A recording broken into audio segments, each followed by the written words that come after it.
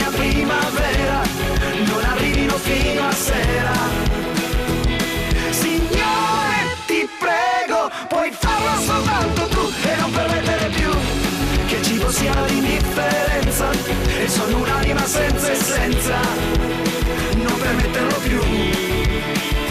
Oh no, non permetterlo più. Su ragazzi, adesso che si fa? Questo è il dramma di una certa età. Una cuffia ed una sigaretta ed il tempo passa un po' più in fretta. Io una mezza idea ce l'avrei, una corsa sulla 106, ma la nausea è un forte mal di testa.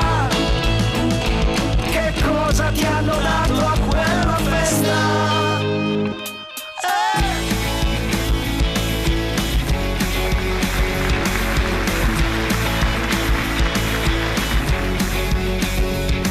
C'è qualcuno che ci marcia in questa strana situazione.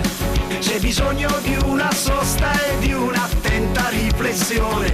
Troppe lacrime versate sulle spalle di un amico, ma il ragazzo che è volato qualcun altro l'ha aiutato. È una corsa disperata, siamo soli e circondati, ma che stronza questa vita che ci scappa fra le dita. Siamo stanchi di stranezze, c'è bisogno di certezze, mai nessuno che ci avverta di una porta ancora aperta. Signore, ti prego, aiutaci almeno tu e non permettere più che tanti giovani a primavera non arrivino fino a sera. Signore, ti prego, puoi farlo soltanto tu e non permettere più che il cibo sia l'indifferenza e sono un'anima senza essenza, non permettere più.